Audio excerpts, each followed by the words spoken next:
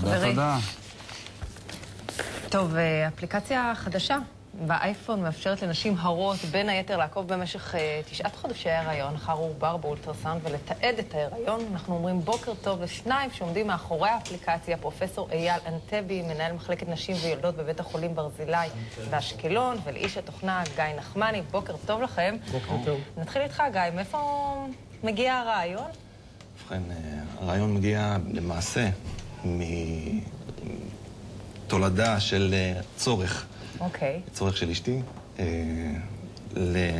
לשפר את העקיבה אחרי ההיריון. מה התוכנה בדיוק עושה? למעשה התוכנה עוקבת אחרי גיל ההיריון. עוקבת אחרי גיל ההיריון של היולדת, לעתיד. היא מדברת למעשה על כל ההתפתחות של ההיריון, הצורך בבדיקות. אני חושב שפרופסור אייל אנטבי, השותף של התוכן, יוכל להסביר הרבה יותר מבחינת האינפורמציה שזה נותן. למעשה... אנחנו רואים תמונות עכשיו, מה זה אומר? שזה נותן לנו... מה זה בעצם נותן? זה נראה מרשים מאוד. זה מאפשר לאפסן את כל המידע, זה מאפשר לקבל את המידע הישר לאייפון.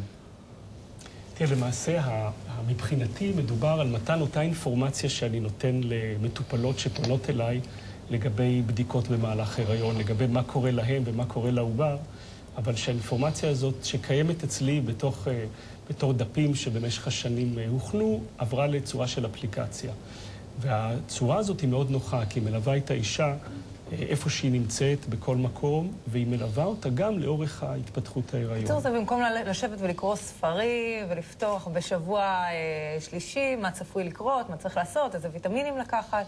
היא יכולה לשבת עם האייפון? זה מידע כללי או מידע ספציפי לגבי כל אישה ואישה? זה גם כללי וגם ספציפי. זה כללי לגבי הריון, אבל כמו שאת אומרת, במקום לפתוח בדף הנכון, האפליקציה נפתחת לה כבר. כי כשהיא נכנסה לאפליקציה, היא רשמה את תאריך הווסת האחרון. ואז ככל שהיא מתקדמת, האפליקציה מתקדמת איתה. היא פותחת, האפליקציה אומרת לה, שלום, הגעת לשבוע 11.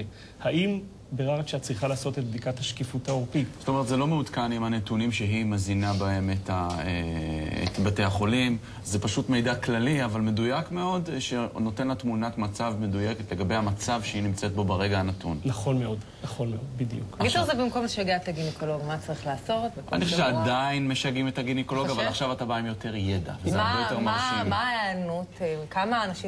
כמה אנשים הורידו? יש לכם איזושהי אינדיקציה? בהחלט.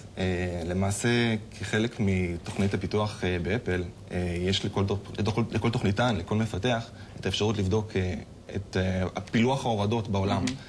אנחנו רואים שפילוח ההורדות בישראל מן הסתם הוא הכי גבוה. מבחינתנו הוא משהו בסביבות ה-800 אנשים. ובחול? בחול אנחנו מדברים על עוד סדר גודל של 200 אנשים. אתם היחידים שחשבתם על זה, כי ראינו פשוט אך גאוני, וברחבי העולם לא חשבו על זה? אם לומר את האמת, אנחנו לא הראשונים, ובטח לא נהיה האחרונים. מדובר פה למעשה בתוכנה שנמצאת בכל השפות, בכל העולם. רק הצורך שאני גיליתי כלפי אשתי ופרופסור אנטבי גילה כלפי המטופלים שלו, מטופלות שלו, זה שזה לא נמצא בעברית, ולא נמצא עם גב רפואי, ולא נמצא בצורה מהימנה ונכונה וטובה בשוק הישראלי. למעשה אנחנו פה עונים על צורך מיידי של אישה הרה, לקבל אינפורמציה פשוטה, נכונה, מהימנה. דרך אגב, אתה ממציא עוד אפליקציות? ודאי. מה עוד עשית? עשיתי מנהל חתונות.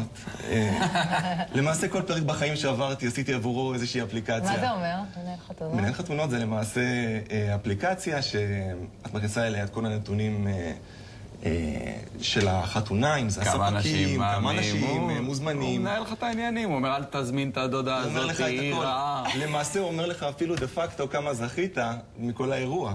עכשיו, שואלים, יש לנו שאלה מהבמאי שלנו, שלדעתי מתכנן בכיוון שידרוש שימוש באפליקציה. כמה זה עולה? תראה, האפליקציה I expect לא עולה דבר. אז מה עולה? לא עולה. חינם? חינם אין כסף. אין כסף. למה? זה שתי אפליקציות שאני ואתה לא יכולים להשתמש בהן. לא, למה חינם? למה לא לקחת לפחות דולר כמו כולם? למה חינם? מכיוון שאנחנו מסתכלים על... אנחנו קודם כל רוצים לפתוח את זה לכולם. שזה יהיה זמין. דבר שהוא זמין, נכון, צריכים להרוויח, אנחנו מרוויחים מהמתרזמות שלנו. אל תדאג לו, זה מרוויח. תוך כדי הישיבה כאן, זה יעתר אתכם לחלוטין, לא יצטרכו לבוא אליכם יותר. לא נסחפת, לא נסחפת. נסחפתי, התפרעתי, אה? רגע, אבל אולי הפציינטיות יגיעו כבר יותר ידעניות, וזה כן יקשה עליך, כי כבר יהיו אובר-חוכמיות, לא? סוף סוף העניין. יש בעניין הזה התפתחות. תראה, קודם כל נגיד שזה לא מחליף את הטיפול הרפואי האישי, זה לא רופא שלך. אבל אתם יודעים, כשהתחילו להיפתח הפציינטים לאינטרנט, אנחנו כרופאים מאוד נרתענו מזה, ומאוד לא ידענו איך ללכת עם זה. ועם הזמן למדתי שזה מצוין. כלומר, למדתי שאישה נמצאת בפני החלטה בהיריון, אני נותן לה את האופציות, ואני אומר לה, גשי, תקראי, תחזרי אליי יותר מוכנה. כלומר, השימוש במאגרי מידע בסוף, אני חושב שמסייע לרופא. יש פה בעיה, כי מאגרי המידע הם בלתי מוגבלים, והרבה פעמים הפציינטים הולכים בהם לאיבוד. לכן המטרה להביא אינפורמציה קליטה וברורה, אבל יש פה עוד נושא ששווה לזכור אותו. האפליקציה באייפון היא מותאמת מקום. כלומר, יש פה פוטנציאל של אישה שנמצאת לצורך העניין בהיריון, והיא בנופש בצפון, ויש לה איזושהי בעיה.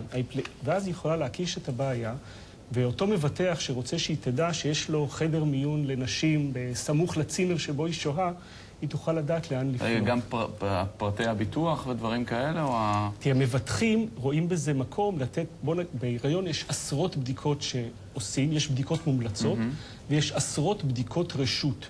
כי אתם יודעים שהיריון מלווה בחרדה עצומה מפני אם יקרה כך וכך, וכולנו רוצים את התינוק המושלם.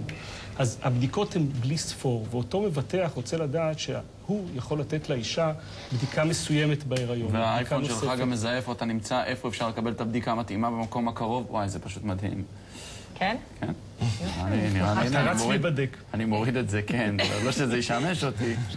לא, אבל כתוב שצריך פה את האייפון 4 וזה... גרסה. אתה יכול את האייפון... צריך קודם חברה, אמרו לי. חברה, מה, זה בא עם האייפון 4? תודה רבה, חברים, שאפו על ההמצאה, נחמד מאוד. תודה רבה, בוקר טוב. טוב, יפה, אנחנו יוצאים להפסקת פרסומות קצרה, כמובן, אולי תתחרט, תגיד גם 3. לא. תחרות כפילים. יש לנו כפיל שאנחנו לא בטוחים שהוא דומה, אבל הוא טוען שהוא דומה לברט רנולדס. אנחנו בטוחים. מיתולוגי לגמרי. בוא נלך על בטוח. תחזרו אלינו, אנחנו נהיה פה בטוח. כשהתוכנית נהיית מוזר, היו פה מקודם.